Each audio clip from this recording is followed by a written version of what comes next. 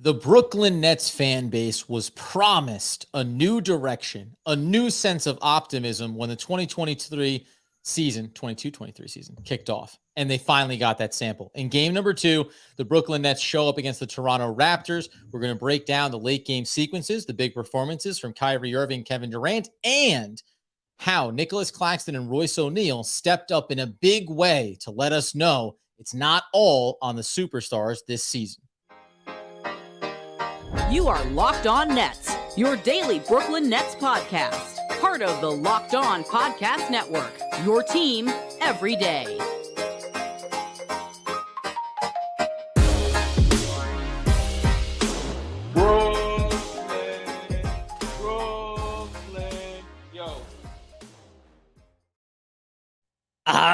Yes, my friends, it is the Locked On Nets podcast right here on the Locked On Podcast Network. It's your team, the Brooklyn Nets, every single day. Over there, you're going to find Doug Norrie, owner-operator of DFSR, for all your daily fantasy sports rankings from DraftKings to FanDuel. He's got you covered. I'm Adam Arbrecht, breaking down the New York Football Giants on the One Giant podcast. My boy, Andy Mack. We thank you for making us your first listen of the day, free on all those great platforms, and let you know today's episode is brought to you by Prize Picks. First-time users can receive a 100% instant deposit match up to $100 with promo code Locked On. That's at prizepicks.com, promo code Locked On. And Doug, we were waiting for this one, man. Post-game victory podcast. We had to wait all the way until game number 2 for the Brooklyn Nets to give the fan base exactly what they wanted. Just good vibes as this new season gets underway. Oh, great Friday night vibes. This is exactly what you want, man. I mean, Friday night, after a brutal kind of loss in the beginning in the first game against the Pelicans, tough team here in Toronto, didn't look crisp early on. We're going to get through all like the performances, obviously, but on a high level, Toronto's a good team. This was a rally back game. Like there was a game of runs for sure the whole time. You think the Nets have it in hand. You think Toronto has it in hand. It goes back and forth. It's fitting that it ended up being as close as it was. Very, very nice win. Nets did a lot of really nice things in this game. You got to see them kind of perform in ways that we haven't been totally used to at times. And, you and I were kind of texting back and forth about, like, hey, we're on YouTube Live right now. Are we going to YouTube Live? I'm like, they got to win, man. They got to win. They got to win. I don't think if they lose by 2, I'll do it, but it's going to be a totally different vibe. And then, obviously, in the closing seconds, we were like, let's do this thing. Thanks for everyone here that's jumped into YouTube as well. Yeah, we'll talk about the whole game, but like, I don't want to say must win. Nothing's ever a must win. It's the second game of the season. Blah blah blah. It's really nice to be 1-1 after the way they played here, and that's kind of how I'm feeling right now. And you know what it is to me? It's a must win in the sense, again, like I said at the top of the show, when we're talking about Ben Simmons is going to be back on the floor, it's a new version of this team, Kevin Durant, the whole offseason, we all get it, right? You want to set a positive tone for the new season. And the first game, for as good as those last 2 preseason games looked, the first game of the season, you went, oh boy, could this be going in a very just difficult direction? It's so funny. At one point in the broadcast, they were talking about Steve Nash, and it's like, Steve Nash, was it 4th year as a head coach? Like, you go, where's the time go, friends? Like, but a blink of an eye ago, they were just signing Kyrie Irving and getting Kevin Durant. So from that standpoint, the must-win mentality, I think, is very legitimate in giving the fan base a sample of, hey, the Toronto Raptors are a quality team. They've been together a long time. All their core pieces are there, very well coached to Nick Nurse. So to get a win against them, that's something you can say, we get it. Pelicans are on the rise, and we did not look good against them. Here we gave you a sample of the fact that we can be good. We are going to get there. It's just about a little bit of patience, but you need the taste. You need the taste early in the season before the fan base already after one game was saying, I don't know. So this was a very much needed win, if not a must win. Yeah, for sure. We knew the first 5 games for this team were going to be really tough. It was 5 playoff-bound teams. That's as tough a stretch as really anybody's getting to start the season. Yep. Only really probably tied with a few other teams. We knew the first 5 games were going to be a rough one, and we just knew that this was going to be one of those games. Toronto's a really long team. They're schemed really, really well. They do play a slightly different version of basketball than a lot of other teams in that they're just going for supreme length. They want to really give you problems on defense. They'll take the shots where they get them. They withstood a huge the Nets withstood a huge Siakam game for sure. And so when you put all those things together, you're like, okay, well, Siakam dropped 37. Siakam, I didn't even realize he had all these rebounds and assists either. I don't usually follow the box triple double too much. there, Yeah, like 37, 13, and 11. If you're like, hey, you knew Siakam dropped that line on you, you'd feel pretty pessimistic about the Nets' chances to win. And just yet another good sign for this team to withstand a peak game from a really good player. Yeah, not a top 20 player, but not too far behind there in Siakam. And to know that they kind of put through what I would call a team effort, even though some of the stats won't really align that way, right? Like it's not going to look like that totally. But in terms of a stepping stone game, this was a big one for the Nets. Like the mood, again, would it be sky is falling had they lost? No. But the mood that you can kind of say to yourself, if you're the Nets, hey, we just withstood a big run from another team. Yep. Like we closed out a game. We'll talk about these closing sequences in a second. We closed out a game where the other team had us on the ropes. They had us. That game was there for them. They had stormed all the way back. The momentum was there in those last 2.5 minutes, all in Toronto's favor.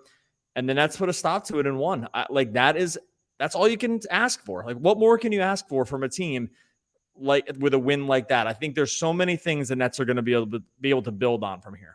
Yeah, and before we talk about Kyrie Irving, Kevin Durant, the closing sequences, just to reiterate your point, Siakam has a monster game. If I told you that Scotty Barnes was 7 of 14 from the field, right, 17 points. If I told you Fred VanVleet was 7 of 11 and 4 of 6 from downtown, there's a lot of things inside this box score that would make you go, oh boy, especially off of game number 1 in this season. What did it look like? And to even further cement your point about a team win and a mentality. Listen, we've talked about this in years past. We understand culture, right? Those hot button words that get thrown out. But Kyrie Irving, immediately following this game, when interviewed on the court there on the Yes broadcast, he said, like, what was it? He goes, a little bit, it was toughness. It was grit. It was digging your heels in a little bit. Something that this team has lacked, and saying, hey, here's a great example where we know, and self-effacing, we have not been the team that when we're up late in the game and a team decides they're going to storm back, we've kind of been a team that goes, you got us. What are you going to do? You overcame us, and we don't have, and somehow we've lost our firepower. We've lost our tenacity. There's several key role players in this game that you just saw visual emotion from that I think matters a lot. But again, we said this after the first game. We weren't going to overreact to loss number 1. It was not a good sample size. I'm not going to overreact to game number 2, short of saying you needed this. And it gives you the sample size that you feel like you're comfortable building on it going forward. And Doug's going to go ahead and pop off his mute there, and he'll come right back into the action. Sorry about that. There we go. Got some multiple episode problem with that now. No, so we know the late game. The fourth quarter was 2 sets of runs and then a late closing sequence in 2 minutes that was back and forth. If you want to just kind of on a high level describe what was happening in this game, the Nets went on a really, really nice run with KD on the bench. We'll talk about that briefly in a second. And then the Raptors storm all the way back with like a 10-0 run of their own. And we get to the last few minutes where OG hits a 3-pointer with a minute 46 left to tie it up. And that's when you're a Net fan, your butt's clenching a little bit, right? We've been down this road before. It's like, oh, that's like, it's just a tie, but that might be the backbreaker because now they've come all the way back. The Nets had this in hand. They were up 12 in the fourth quarter at one point. Yep. OG hits this huge 3, and you're like, what happens here? Except that Kyrie, who's fully in his bag in this game, comes back down the court and hits the pull-up jumper in sort of like a wild sequence. And that puts him ahead. And then they go back and forth, right? Like Trent makes a layup. Durant hits the 3. And then it's a battle. And then it's a battle, right? It's back and forth. Yeah, it's back and forth, right? Like VanVleet hits the big one. And then really the backbreaker it was with 15 seconds left. There's kind of like the ball's moving around a little bit. Kyrie's got it. He's jammed up. And Royce is above the break. And he hits a 3. And they go up 4, and that's what basically wins the game. That's just what more. I hate to like ask another rhetorical here, but what more can he ask for here? Like the Kyrie and KD are carrying you basically, and it's Royce O'Neal who hits the game. Essentially, what amounts to the game winner. Let's come back in here in a second. It was 102-102 The game is tied up, and there are 3 possessions bookended by Kevin Durant and then by Royce O'Neal, as you mentioned, that really cemented this win for the Brooklyn Nets. We'll break down those sequences and talk about other key role players when Kevin Durant was on the bench as well. All right, first we're going to tell you about our friends over at Prize Picks. Look, if you're not in the Prize Picks at this point, I don't know what to tell you. The daily fantasy made easy. You're just going against the Prize Pick projections. You're not trying to get salary caps in there. You're not trying to fit a bunch of players. You're not trying to go up against a bunch of sharks that just kind of are out there to get you and some of these other sites. No, that's not what Prize Picks is about. Their Prize Picks is making daily fantasy easy, and they're actually making it so that you can kind of use your knowledge and say, hey, look, is this going to be a Kevin Durant over 27-point game? Oh, yeah, that looks pretty nice, right? Right at 27. Is this going to be Kyrie over 26? Oh, yeah, drops 30. This is what you can get into over on Prize Picks. It's just super easy format. You pick 2 to 5 players. You go above or below their projection. You can win up to 10x your money. It's not just points either. Rebounds, assists, steals, blocks. They have it all there for you. Have all the sports too. NFL, MLB. While that's still rolling, NHL just getting underway. Safe and fast withdrawals available in 30 states and Canada, our neighbors to the north. Download the Prize Picks app or go to prizepicks.com to sign up to play daily fantasy sports. First-time users can receive a 100% instant deposit match up to $100. Got to use that promo code Locked On, just like our podcast network. You deposit 100, Prize Picks will give you 100. Deposit 50, Prize Picks will give you 50. You can do the rest of the math on your own. Don't forget to enter promo code Locked On at sign up for an instant deposit match up to $100.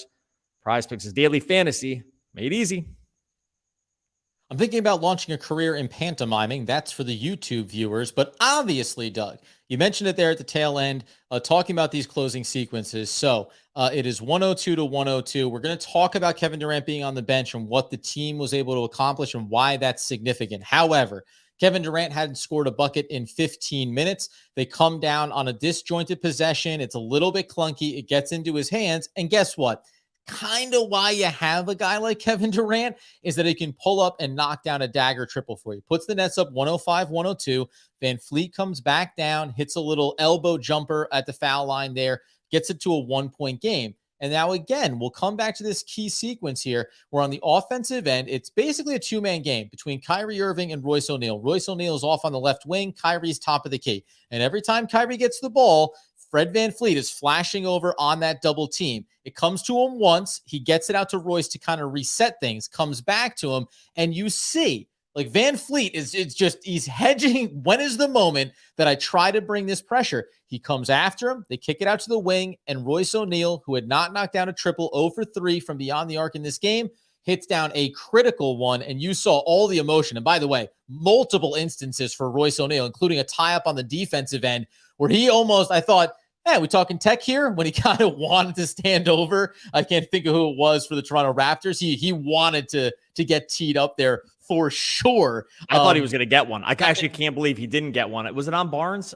No, I don't know who was it on. Maybe it was I can't OG. remember who. It might have been OG because they ended up doing a jump ball after that sequence because it's a tie-up. But you mentioned there, it's like he was doing all the feels of, why don't you tee me up? Because I've earned this. Hulks out, does the full flex, but knocks down that triple, and you see, because I think Toronto calls a timeout there right after, because this makes it now a 4-point game. It spreads the lead, 2-possession game where you feel like, okay, this one's going our way if you're Brooklyn. Royce O'Neal and Kyrie Irving, I mean, you see this all the time, but Royce seemed to be mouthing, that's what I said I would do. That's why I'm here, right? Like all of the things that you want me here for, I'm here to reward you for trusting me to knock down that shot, because it'd be very easy for Kyrie to say, I'll figure it out myself. I'll go on my own. This is, again, a really nice building block for building that chemistry and trust on this roster.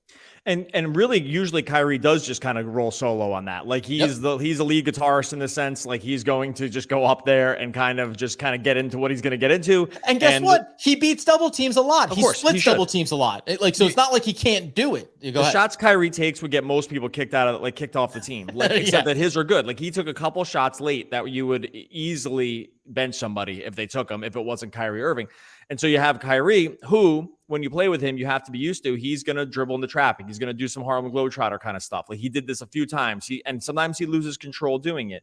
And then to be able to kind of move from that standpoint, and this is why Van Vliet's tagging him and stuff, right? Like you should, because on the other side of the ball, It's so hard to play 39 minutes in a game, take 7 shots, and then and be given the ball with like a must-make three-pointer, and O'Neal did it. He was 0-3 from 3, and he had shots, again, 6 times leading into that the entire game, and all of a sudden, he's asked to hit a huge shot, and he did it. Like, that is the definition of a role player. That is like the exact definition of the kind of guy that you want on your team. That's so hard to do, to not shoot the whole game. 39 minutes and 6 shots is nothing. And he hits it. So I want to talk more Katie and Kyrie, but that sequence, the Nets have been dying for role players. Does one three-pointer make Royce O'Neal like a Nets role player Hall of Famer? No, but they've been dying for these guys to like do stuff outside of the superstars that they've had. Jeff Green used to kind of be this guy. Jeff Green was this dude, right? Like, he hit big shots. He wanted to poster people. Like, he was kind of that guy. You have to, like, what you saw out of O'Neal and then hitting that shot was just beautiful. And to your point, I want to talk about Kyrie's game overall. We mentioned there about Kevin Durant and getting off the court and what the Nets were able to accomplish without him. But just to fill this thing out, you mentioned the 7th shot, the most important shot from beyond the arc for Royce O'Neal. But guess what? Gets to the line twice, knocks him down. 4 rebounds, all defensive, 3 assists, 2 steals, 2 blocks. Like, these are the things that matter when you're in that role for a team. You put together this nice, I mean, it's a beautiful stat line for a guy in that role. And then this is like the reward, right? Do all the dirty work, do all the grimy stuff, be that player that contributes on one end of the floor almost solely, and then almost double your point output on one single shot that ends up being the most important. That being the case, though, we obviously do want to talk about Kevin Durant here in a second, but Kyrie Irving overall, for as I'd say quiet as his game started out in game number 1, he comes out in this one, 11 of 24. I mean, listen, guys, not shy of shooting from beyond the arc. 5 of 13, only gets to the line 3 times. In a loss, you'd probably hone in on that a little bit more, although we've always talked about in previous seasons how Kyrie Irving, one of his best attributes is being able to avoid contact going to the basket. But ultimately, the 7 assists put in there as well, throws in a block in the mix, plus 22, led the team in terms of plus minus 30 points on the night. He really was a consistent source of offensive output here when you needed it throughout this game. Yeah, Kyrie and Caxton were the only 2 starters in the positives in this game. Plus 22 for Kyrie, plus 9 for Caxton. Durant was a -8. Simmons was a -3. Royce O'Neal -5. And most of it came down to that run in the early 4th quarter where Kyrie was just fully cooking. And this is why he deserves big contracts. It's like there's lots of reasons, but this version of him, when he has it going and when he's feeling it, he does feel like he's never going to miss, and he could finish over guys that are bigger than him. Sometimes it ends up with errors. Like, he does kind of get a little ahead of it over his skis. It's fine. Anybody would do this with this kind of skills. But this was like a fully vintage Kyrie game. It's like, I'm going to get to the rim if I want to. I'm going to put the ball and kind of just blow past you if I want to. He had the one where he just stopped on a dime, faked the pass to Harris in the corner, hit the 3. There was a couple other ones that I thought were going to be close to backbreaking, and they just missed them shots during that run that I think actually it was like they were up 10 and they had a chance to basically be up 16. And I think that actually might have just closed it out, but they just missed a couple of shots. But the reason that they won this game, even with Durant's like kind of pretty nice line here, is the Kyrie performance. Like, Kyrie's performance, where he basically wills them to believe that they can win the game through that 4th quarter, gets them enough of a cushion so that when the Toronto does make a run, they still are in the game. Like, that was just that's all Kyrie. And every 3rd game, he's great. He's good every game, but like every 3rd game, you get like these huge ones, right? But this is what you need. And I think the difference between, because we also talk about this, you cannot watch a game and look at a box score. And you mentioned about Kevin Durant and say, well, 8-18, 3-9 from beyond the arc, 27 points. Like, what's the problem here? And it's not even that he had his sequences. He had his moments. But the difference between games where, as an offensive player, as a superstar talent in the league, you are consistently giving your team what they need, quarter to quarter, sequence to sequence, and then in big spots when, hey, we're down, and we're going to talk about it here in a second, when Kevin Durant goes to the bench in the 3rd quarter and the Nets are down, remember, like, we're talking about them almost maybe blowing a 12-point lead, which they had in this game. There's also a part where they're down by nearly double digits and have to come back from that. They're able to accomplish that in large part because of Kyrie Irving and his effort, but also on the back of Nicolas Claxton, who, man, I'm going to tell you, like, we got excited about him looking a little more physical in the offseason, but every aspect of his game, just like we talked about late last season, it's taking that next little step forward and maybe even a bigger step than we anticipated. Combine that with a couple of nice bench performances, including a wily veteran named Patty Mills. It took a team effort in this. And I think that it's important for the Brooklyn Nets and for these supporting cast members to show that they can do this in a game against a quality team like Toronto, because you have to reward the superstars for what their efforts are going to be when they're not fully there or when they need a beat. You need to be able to step up. Someone has to take up that role. And in this game, you saw Royce O'Neal in a key sequence. We saw Nicolas Claxton in a big way throughout this game. And Doug's going to pop off that mute. He's going to dive right back in. Did it again. Don't worry about this.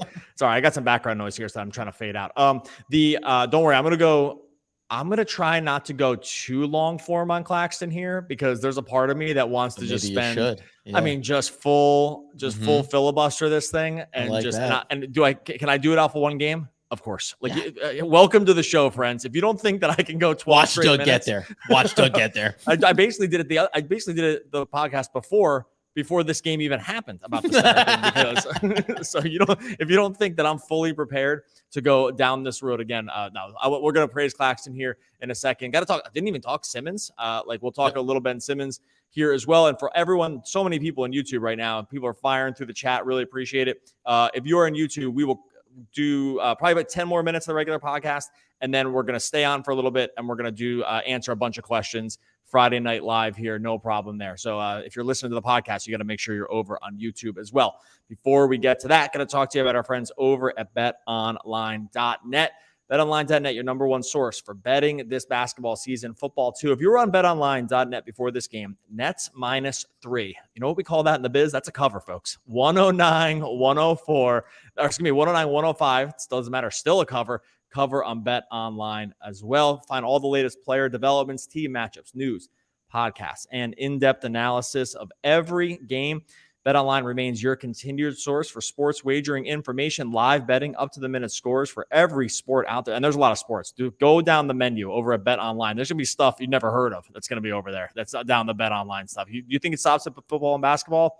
Think again, my friends. Head on over to betonline.net to find out. Right now, you'll learn about all the different trends, all of the different action. BetOnline, where the game starts.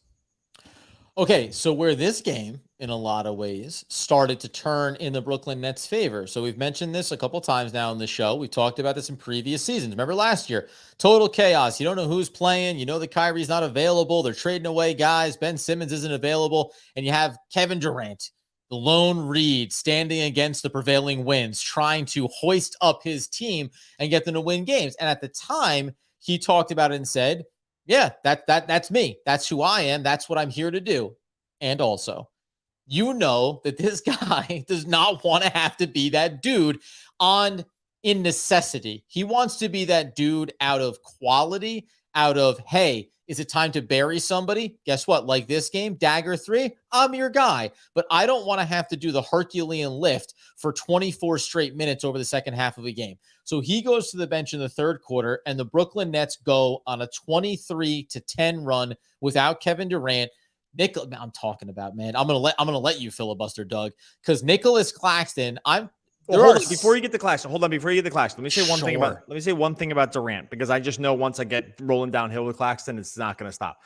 One beautiful thing you love to see in this game is the Nets closed out a close game, and Kevin Durant only had to play 35 minutes. Now, to some people that you're saying, 35 minutes, that's a lot. We're coming off a season where these close games, like 40 he had to play plus like 38, 39 minutes in like sort of they should have been quasi meaningless games, except the Nets put themselves in such a weird hole with the play-in that they were forced to just put so many freaking miles on these guys, especially Durant. This game was close. And because Kyrie was so good, and because Claxton, and during that run, everyone was so good, they actually bought themselves like 3 minutes. They bought themselves like 3 minutes with Durant on the bench. 3 minutes, you say, no big deal. compound that over the course of a season. If the Nets are able to do this kind of thing where they can just stem the tide, where they can get enough from the role players, where they can get enough from Kyrie, from Simmons, from Caxton, guys like this, that they don't have to just sound the alarm bell to bring Durant back in and push him to 40 minutes in early games. It's a minor thing, but it's not. And it's not, especially if you've lived in Nets world for as long as we have with this stuff, with Durant specifically, is where every year, how many podcasts have we done where we're like, this is like just total malpractice. He should not be playing this many minutes. Like just meaningless games, running him for 40 minutes, keeping him in there when they're down like 12 or like 3 minutes left. They're like, not going to come back. And you just get another 3 minutes on the legs. All this stuff adds up to only play 35 minutes in this game and to still win and to turn in a nice stat line, which Durant's almost always going to do anyway. It's going to kind of go without being noticed, but that's a big deal. It just is. And by the way, like you said, 3 minutes here, 3 minutes there. You know what that ends up equaling? 3 or 4 playoff games. Like that's the totality of what you gain back for yourself over the course of a season. You do that a dozen times throughout the year. You're literally that's a game. Exactly. You do it 3 minutes times 12 games is a whole game worth of minutes. Like that, the math is not hard on this. You do that over the course of a season. You buy yourself multiple games worth of minutes. And look, game speed stuff is way higher leverage on your body than it is like at practice. Like it's a compounding effect of the miles that you put on yourself, which frankly makes guys like LeBron seem like they just came down from space and it's literally just the formed in a sequence lab. Of, what is that? Terminator, like Terminator 1, when Arnold just comes down naked in an orb of perfect muscles. You go, that must be what LeBron came into this world as. Yeah. So anyway, so just like, as many times as we can talk about a 35-minute game for Durant where the Nets won like a close one, that will add up by the end of the season. We can probably start tracking that and figure out how many games, if it happens again, who knows if it's going to. But, and by the way, though, too, and also because 38 and 41-minute games for Kevin Durant when they lose, boy, does that compound with a terrible interest. That's the worst. That's the worst of all worlds. And that's another thing we saw with the Nets last year was 39-minute games where they lost. You're like, why don't you just sort of sat out? Like, just not Durant. At that point. He's always going to. All right, let's talk Claxton here before we get out of here. So real quick here. So we're going to talk about Nicolas Claxton. Quick tip of the cap, just in terms of this game. We're going to come back in, obviously, next week and tee things up. But Markieff Morris, 19 minutes plus 11, only 3 points, 4 rebounds. Just a little bit of something there from him. Patty Mills, I just wanted to mention him because, again, the wily veteran, 2 of 4 from beyond the arc, got to the line 4 times, did his job, gave you 10 points. Suddenly, the guy that looked like he had nothing left in the preseason is right back into what Doug would call Patty Mills form. This is what the guy does with consistency. Plus 15 and 11 minutes. I'll always use plus minutes. I'll use plus minus when it makes our point, baby. When it helps to make my point, you're going to hear a plus minus all day. When it doesn't help my point, you will never hear about it. That's how I use plus minus. Nick Claxton, though, 34 minutes, 8 of 11 from the field, 3 of 8 at the line. You can say that's not good enough. It's still good enough for me. In game number 2 of the season, I'm fine with that. 11 rebounds, 1 steal, 4 effing, save the explicit tag, blocks in this game, a +9 with 19 minutes. The evolution of him as a young player. He did start, we said it before, started to do it last year. He's showing it more and more here, and you're seeing the benefit of the way this team is run this season and how his game can grow. He had so many moments here. He had a catch the ball. Dude loves to snarl this year. Catch the ball above the break and take it all the way to the basket early in the first half. I think it was in the first quarter. He had a full coast to coast where he took it to the rack. He had another one where he drove past the defender, multiple blocks. I'm going to give 2 of the missed free throws back to him because they got the rebound and he put it back. So those for me count for 2 missed free throws. That's just smart basketball right there. Smart on you, Claxton. The nerd stat guys won't count it like that, but that's okay. We keep our own stats when it comes to that. Like let the dorks not do it. Like when we make our own stats, that counts for 2 made free throws as far as I'm concerned on the putback. So he was more like over 50% from the line. No, dude, it was great. Now look, I'll couch this one way to say that this matchup is the right matchup for him, right? Yep. This is like not a dominating center. This is not a super interior presence. Not every game is going to be a perfect matchup for him. The reason he can get out there in this game and play 34 minutes, which is, amazing amount for him, is because Toronto is not running out, a Jonas Valanciunas, a Joel Embiid, guys like this. Long, but lean, right? And that being plays said, into his favor. You only get who you have to play, and this matchup was a perfect matchup for him. And he just put it all on. Multiple times he was able to get 7 offensive rebounds. After a game where the Nets got completely destroyed on the glass, for him to get on the offensive board 7 times Key blocks, key defensive sequences. He was really the only Nets guy that looked like they ever knew how to switch before. We'll talk next week. Like the switching there'll be time. Yeah, there'll be time for the issues in this game. The switching was an absolute train wreck early on. Like some guys look like they had never done it before. But above all this, the folks that want to just bury the Nets and say like they want certain guys, a certain archetype of players, this is the kind of game that we've been kind of saying like, hey, look, this guy, even with Simmons, like Simmons played 32 minutes, Caxton played 34. This is what these are the kind of performance you can get against, like, not every team in the league, but lots of teams in the league. You're going to be able to get performances like this. It's a second game of the season is never going to be a statement game for a player. That being said, I'm not getting as many tags of like the Nets need a center notifications that I usually get after a game like this. And that's really all you can see. Caxton has a ton of skills. He's gotten enormously confident in certain aspects of his game that we've seen, like just even dribbling, taking it to the rack, putting the ball on the deck. This was just a great game for him. One of his best. And I actually, it's one of these things too. I always fall victim to this. I said this at the beginning. I didn't realize he had 19 points in this game. I knew he was having a great game. And then so when I finally check in with the box score, I'm like 19. My God, I would have not guessed that many. I think I would have guessed like 13 or 14. So just a great game all around for him. No, and you have to think about a guy who, again, you play the Toronto Raptors every single year. Nicolas Caxton didn't look like this in other years going up against this team. And if we're just doing a little bit of just kind of stat tracking when it comes to Nicolas Caxton, and as you said, we'll come back in, didn't even really scratch the surface on Ben Simmons. For everybody over on YouTube, we're going to stick around here as the episode wraps. But that now marks 2 games into the season. Nicolas Caxton, double-digit rebounds in both games, double-digit points in both games, and doing work in and around the basket on the offensive end. So it's really hard to look at him and not say, when you talk about in the offseason, you want to go do X, you're thinking about Y. We know they explored the possibility of trading him last season at the deadline. There's a reason why the Brooklyn Nets, when they reformed this thing, tried to keep some key young pieces in place that they believe in. Nicolas Claxton's one of them, and he's rewarding them early in the year. Yeah, it was awesome. So we'll stick around here on YouTube. We got a million people in here for YouTube. Try to bring up some questions that people have put. If you actually want a question or just like you have a comment and you want to keep it, PG or lower, you can throw it up in the chat, and Adam can bring it up. In the meantime, if you're listening to us on the podcast, you got to go check out on YouTube. We're trying to come after every single game. Numbers are only growing on this from this standpoint. So make sure you subscribe on YouTube. Super easy to just click subscribe to Locked On Nets and get notifications when we're going to go on. Super free as well. Make sure you like and subscribe over on YouTube. It's a feeling of relief, almost of pleasure at knowing yourself at last genuinely down and out. You have talked so often of going to the dogs, and well, here are the dogs, and you have reached them, and you can stand it. It takes off a lot of anxiety. George Orwell. Oh, one of the all-time great poets. Well, too many of his things came true, I'll tell you that. We will be back again tomorrow and next week talking more Brooklyn Nets basketball. And that, my friends, concludes the podcast episode. I'm sure no one will mind listening to that on the audio version where Adam cackles into Doug's ear as he tries to close out a show.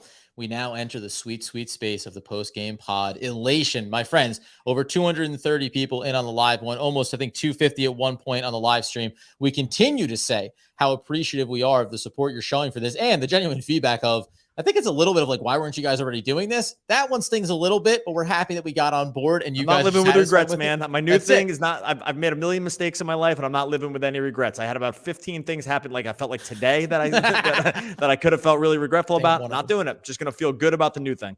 Here's the good one here. So this, I think, is Stephen O. Nice transition there instead of being Steve O. Who do you start, Harris or Royce? Obviously, Harris coming back from the injury in this one. He plays 18 minutes. You know, it's almost funny, too. You mentioned in the sequence where it was the fake from Kyrie to Harris and then ends up pulling up for himself. There is something about the value of the guy like Joe Harris just being on the floor, just the threat of what he represents. That matters to how offenses work. It doesn't mean that, and we talked about this coming into the season, I'm kind of fine with however you want to construct that position. I think everybody else is in the starting rotation. You tell me it's Royce, you tell me it's Harris, and in some ways, we're talking about Caxton. and then a guy like Day'Ron Sharpe, well, maybe it's matchup dependent. If you want to tell me that last spot in the starting rotation is based on what you like in a matchup, I'm fine with that. I tend to think, especially even with Royce knocking down that critical shot, now you're trying to compare the defensive value versus the offensive value when at 100% health. Joe Harris and what he can mean, just like Seth Curry, what he can mean offensively early in games can then afford you the ability to say, and now we sick Royce O'Neal on you and see if we can kind of put the clamps on having a lead and sustaining those. I mean, I think at this point it's Royce's spot to lose. I don't think disagree. Yep. Harris still looks like he's working back. Like he did not really look all that comfortable in this game. I'm not even judging the shot really. I think like that's going to be whatever it is. Like I think that will eventually come around. He just looked a little slow.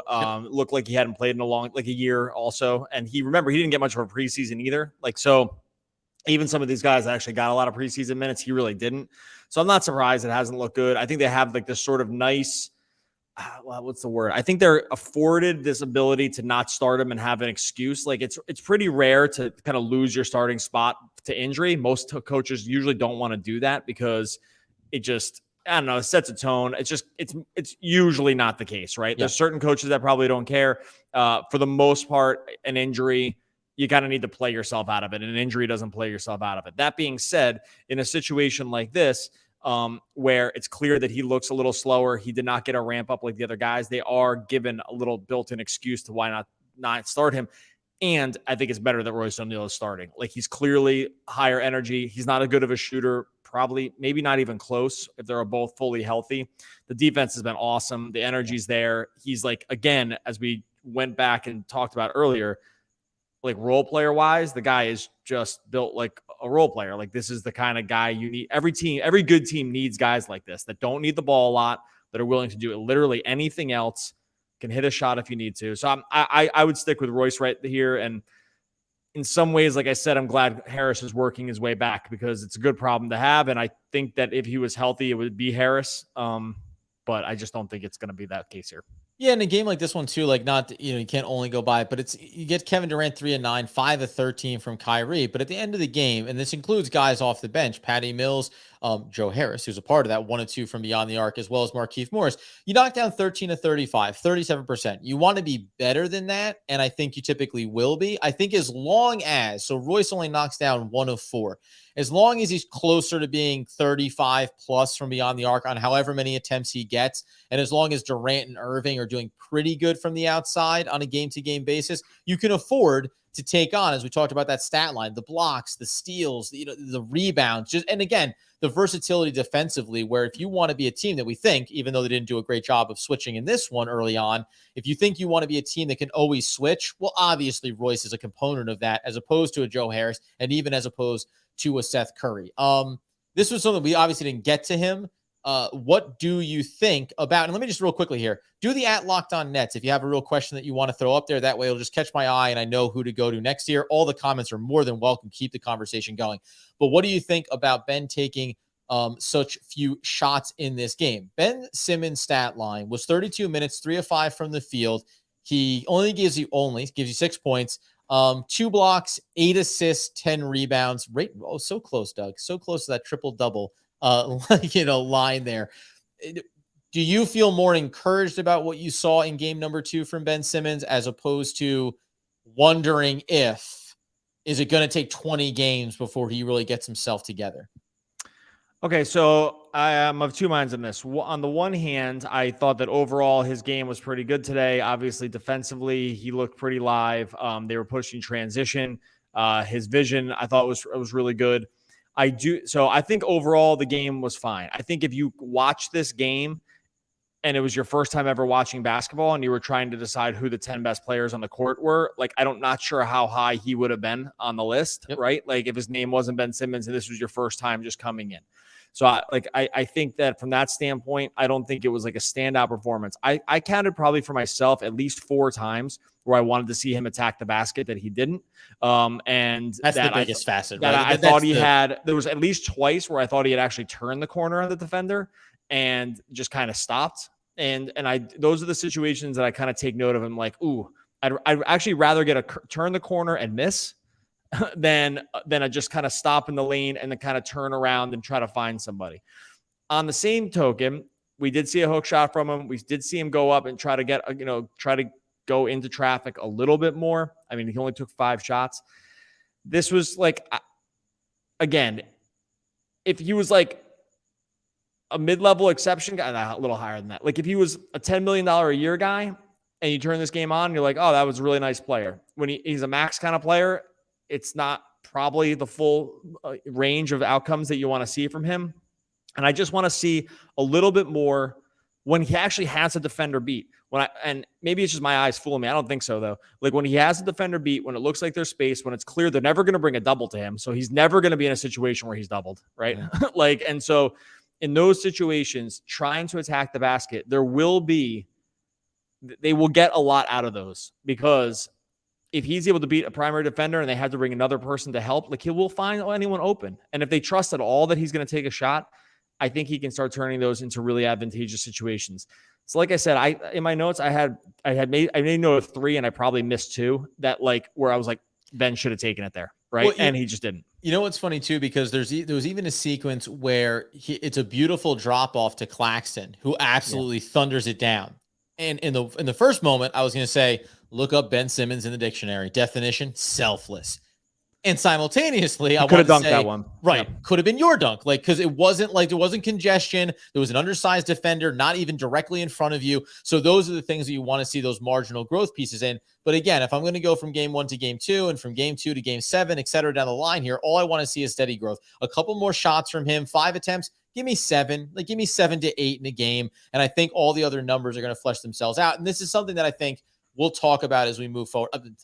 I know we're going to be talking about as we work through the season. Here is a good one from coming in from Greg.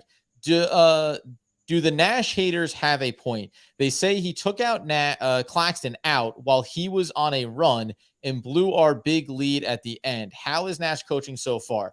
My dime store analysis is going to be, you don't get to come out of game number 1 being disgusted with what you saw and say that Steve Nash is a horrible coach, and then watch game number 2 and tell me that Steve Nash is a horrible coach. That's not the way that it works. It's credit where credit is due. I think that he did a lot of good things in this game. I think he made a lot of smart choices. I think he trusted a lot of players in this one. And just specifically at this point, because Doug said it before, tell me the last time Nicolas Caxton played 34 minutes in a game. It's not something in his repertoire. So even in this growth arc that we think Caxton is on, you still have to understand this is not a dude. He was living in the 20 to 25 minute range last season. So you're talking about getting 10 minutes out over top of where he has typically been. So I think at some point you also have to work the balancing act. And by the way, taking Caxton out is then also getting yourself back to the lineup that you think is going to be better for you, getting Kevin Durant back in there and trying to just figure out how are we going to work the chess pieces. It's still early days here. It's incomplete, for a lot of guys on this team, but the Nets won the game. The Nets won the game, and they did it for a big stretch there without Kevin Durant on the floor. I don't know. You can say that, Nicolas Caxton is playing so well that Steve Nash's inept coaching doesn't matter. I tend to disagree. Yeah, I mean, he clearly made adjustments here in this game. Like Sharp played the first half and sat the whole second half, right? Yep. So I mean, if you tried it out, didn't look good, plus minuses, etc. Took it out. Yeah, so there was, that was one adjustment. On the run with Caxton, I think they just needed to get him like a breather. Like he had been going full bore, and there was probably a chance that he was gassed, and they brought in Simmons for him, which I think is like a fine 1-to-1 swap in terms of personnel. So I get that they were on a run. I think that they probably just needed to get him like a rest, right? Yeah. So it's hard for me to totally remember centers. The traditional centers don't really play this many minutes, except for like the really, really elite ones. Like other than the super elite traditional center guy. And by the way, yeah, hold on a second. I thought I was right about this. He came out for 45 seconds. So it's not too long, Doug. It's too long. Yeah, I was like, wait a second. Did he come out? Because I was like, I thought he played the whole time. Yeah, they took him out for 40. That's why I was just checking, and I stumbled a little bit. Yeah, he came out for 45 total seconds in the fourth. So like that was a quick 45-second rest in there, right? And they got a full time, and they got a full time out in there. So so it was like a little bit of a real rest. Yeah, they kind of gamed a longer rest for him by So like, hey, look, who does this stuff? Coaching. Like, so I don't know. You gotta give guys wins where things kind of work. And like they stuck with what's another thing he did? He stuck with a lineup that was working. Durant did not come back in the game. All right. Like they stuck with a lineup that was working for a longer stretch because I think they felt like it was working. Like you have to give some credit to these moves. These are all only things I'm mentioning here are coaching moves, right? I think they did try switching more on defense tonight, and it was not good. That's a planned thing, right? It's like they were gonna try to switch more on D. Guys were losing. Guys were just they didn't know what they were very lost in the first half on that. So I think that like, I don't know, we're not like huge Nash apologists here. We're not huge Nash praisers. I think in this case, you can just look at a few clear one-to-one things that they made in terms of scheme that they did differently that you can only really attribute to coaching. So I don't know. You got to give him a W. You got to give him a W if you see it. Can I, while we wait to see if anyone else has any other questions, can I just say I was a little bit disappointed. I got over on social. I got a little bit bullish. And I went bold. First 60 seconds of the game, I said Utah Nabe revenge game. Didn't even see the court. That one kind of stung a little Bench bit. mob, baby. He was up. He was one of the first. He was one of the first guys when Durant threw down the poster. He was one of the first guys out smiling. That's points in my book. My God, we didn't even cover it in the full actual episode. Like that throwdown from Kevin Durant. Those are the kind of things. Like there's so many sequences with Kevin Durant, Kyrie Irving, any of the best players in the league. You go, my God, it's beautiful. But there's something about Kevin Durant. It's like watching a string bean and then all of a sudden, like Popeye, eat a jug of spinach, and you're like, oh no, this guy could bust through a brick wall. Like that jam felt indicative of like where the game was, the momentum of like those things are so fun to watch as just a pure fan. No need for context. It's just beautiful to watch Kevin Durant throw one down. The only reason I don't like him, and I felt this way a few times with Durant, is I always think he's going to get hurt. And so I'm just like, I don't want him to do anything super physical because I'm just like, hey man, just stay healthy. Like just do whatever. Nothing like telling an athlete, just don't do anything too physical. If you could, take it easy, pal. Just lay that one up. We don't need you getting hurt. Like we don't need you thunder ducking. No, Yuta was one of the first bench mob guys. So that's a lot of points for me in the old Doug Norrie book. I'm looking to see. I was actually overall disappointed by how little excitement I saw from the bench on that one dunk. So they got the whole bench mob got we need a little more Theo Pinson energy. You know, one more Nash thing about this, and I mean some of this is helped by Harris, and I actually talked a lot about this on the solo pod, and we talked a little bit about this in the post game on YouTube. Was another change you saw in this game was Sumner went from 19 minutes to 0, which and you had a problem with it coming out of that first game, and it looks like the staff did too. I just set up in the solo pod. I was like, I'm shocked. Like, why is this guy playing so many minutes? And they looked terrible. And but that was another change. It was like, hey, you're not going to play. Now Harris coming back makes that a little easier because you just have a sort of a 1-to-1 guy that you can kind of put in there just to replace the minutes. I understand they're not the same player, but no Cam Thomas in this one either at all. Great call. So they just did. I mean, this was a significantly different look, like from a rotation standpoint, than we saw in the first game. I think some of that's matchup dependent, and this is a very different matchup than when you got with the Pelicans. And I think that, I thought I agreed with most of the moves. I didn't want to see Sumner again. You didn't see him, right? I think I actually was fine mostly with the Dayron minutes. I thought he was pretty live again, but I get why he didn't kind of need to come back. No, but we talked about it leading up to this one of like, oh, is this the best matchup for him? It clearly wasn't. And I also, to your point, I wasn't disgusted when I saw him out there, though. And I think last season you would have said it'd be very self-evident. Oof, this is no reason for him to be out there. So good. It's almost entirely positive here. Coming in from Lee, should Ben Simmons play power forward instead of the point guard? He does play power forward on defense. Yeah, I was going to say, so it's kind of, I was going to say like, well, give me the instance. If it's defensively, then he's playing that exact role, and he's also switching on to the biggest and hardest matchups defensively. He plays 3-4 on defense, and he plays one roll guy center, like 1-5 on D. I was going to say, like something like that. A couple of them, something like that on offense. Like I don't know, but he's clearly like the 3 or the 4 on defense now. So I think he is basically a power forward on that end. And then, I think his initial assignment was Van Vliet, and then I guess they moved him on the side. I got to look at my notes.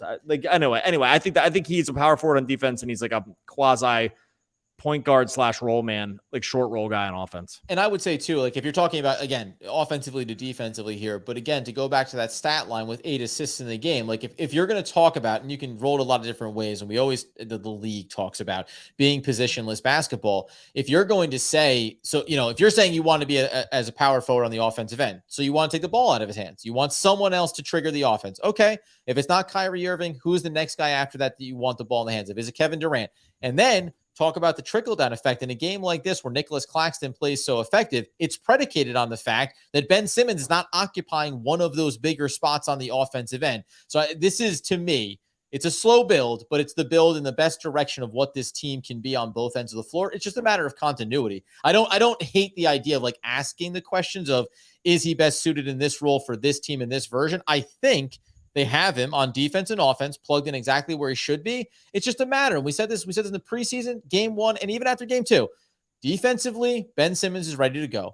Offensively, he's still trying to figure it out. And I'll tell you right now, from game 1 to game 2, it was better. That's literally all I want, is look better than you did. And that means that it's going in the right direction. It was clearly way better. Yeah. It was much more active. The Nets, even from the beginning, they were much more active on offense. Then we saw much more movement. And I think that those are kind of things that they sort of made promises to themselves to kind of make sure they continued with a lot more motion offense. I mean, it's really hard to find mismatches. Like you already saw the offense running differently in this game. Like you really can't. So like at times you'll see the Nets get into some of this ISO action, which would make sense because a lot of times the other team will have a guy that you want to very easily mismatch onto, right? Like, oh, you get Kyrie onto, I don't know, like you get Kyrie onto a big that he can cook, or you get KD onto a smaller guard that that he can kind of take at the post. And I know sometimes people think that means stagnated basketball, but I really, that is just kind of picking your spots. You'll notice that didn't happen a ton in this game tonight because Toronto does not have a ton of guys that you can actually pick on in terms of defense. They even guys they bring off the bench like Blanton and then the rookie that Koloko, like these guys are kind of huge, right? Yeah. Like they don't do any one thing particularly well in terms of like, except that they kind of do everything fine and then they're enormous. That's like the Scotty Barnes thing. Being long, Scotty Barnes, being long and reasonably high basketball acumen. That's enough. Yeah, like Scotty Barnes, OG Anunoby, they don't do any. I mean, they're like really great on defense, but like on the offensive side, they don't do anything amazingly, but they just do everything kind of pretty well, and that's an interesting recipe. So anyway, they just didn't have opportunities to get these guys into mismatches, and they really weren't trying them. Like you saw a lot more ball movement and stuff like that because that was going to be the way to beat it. So we're going to go into here just a couple of questions to close this thing out, and then we'll real go quick. the DeAndre Ayton. Someone asked about DeAndre Ayton. They can't trade for him because of the designated rookie extension. So yeah, so you have Ben Simmons on the Nets. I'm pretty sure you have 2 of them. I'll look real quick. Yep. They signed to that new deal in Phoenix. I'm going to do 2 quick shout outs here just to close things out. Frequent Flyers, Claude. So we are ready to give Nash the coronation. Nobody ever said that. But if you're going to put into context, we talked about, did he have a good game as a head coach? Yes, he did. That's what we're talking about here. If you're not going to contextualize things on a game-to-game basis and look at what the team is doing well and give credit where credit is due, it becomes really hard to not look at the team and say this should be nuts and bolts and they should be playing Cam Thomas and Day'Ron Sharpe and Kessler Edwards and just tanking throughout this season. I think you need to come into this season with reasonable expectations. On the other side of things, Al Mack, another frequent flyer for us here. Should the Nets put together our assets to get a center or a 2-way wing? I'm going to push past the centerpiece just because we've talked about this a lot, and I think we've kind of given a moratorium in the short term about being willing to talk about it. A 2-way wing, like here, I think my response is we're 2 games in, and they added a lot of new players to this team. I said this in the preseason, I need 15, 20 games before I decide what this team has or does not have or needs or doesn't need. And so much of that is going to be predicated on how Ben Simmons continues to get better, how the offense grows, specifically the offense. The defense, I can make a case that I know what I got on defense right now on this roster, and I'm pretty darn satisfied with it. But if we're thinking about a missing component to make the offense that much better, I can't say it yet. I need a bigger sample size before I decide what I need to have. Yeah. I think we've covered this. This is ground that was at one point fertile and is probably no longer for me. So let me put it this way. And I appreciate Al Mack because he's always in on all of our episodes it's not and in the comments. But primarily, as we said as a podcast, we're in the season now. So now we're talking about the team. And when it comes to the point where we hear they're going to start to think about making a move or a trade is potentially imminent, great. And we're going to digest that. But right now, I'm interested in what has this team as currently constructed accomplished. And what I saw tonight is a team that is still not 100% healthy and still found a way to get a win against a quality team in the Toronto Raptors. And again, like just a couple other things, so like just from carryovers from the Pelicans game, like things that the Nets did pretty well. Like they tied, they didn't lose the turnover battle 13-13 in this game. Like that's always a good thing. And they had 9 turnovers in the first quarter of the first game of the season, by the way, just as a reminder of how bad that started. Won the foul game, like fouled less than the Raptors, won the offensive rebound game by 5 after just getting obviously completely and utterly embarrassed on the offensive boards against Zion and Jonas and those guys. Again, this is a different set of personnel, but it's nice to see that it's possible, right? Like it's nice to see that it can happen, that they can win these matchups against certain teams. So a few little things that were really huge problems for the Nets in the first game just ended up not being as big of problems in this game. And that is something that is going that's just something that we're going to see sometimes fluctuate. I think in general, like they don't have massive size. So, more times than not, this will be something that will show up in the loss column. But you see in this game, I thought, which was nice, was they were still pushing the ball. Like they were still trying to get out in transition whenever possible, still pushing off makes, right? So I think that in general, those are the things I like to see. So if they're going to do that and win the offensive rebound game, like those are the games they have to win. At that point, they just have to win the game. Yeah, and a good question in from Chen Ying. Hopefully I'm pronouncing that correctly. Let me know if I'm doing it inaccurately. Has O'Neal always had this kind of energy? This is a great example of in the offseason when it's like, well, Bruce Brown, should they be bringing him back or any of these guys? I'm not going to say even you or we. I fall in love with those guys on the roster, and I start to make a case that maybe they're violently important to the success of a franchise. And then you see a guy like this, like, yes, this is exactly who Royce O'Neal is. He's the proverbial glue guy. They matter enormously in the NBA.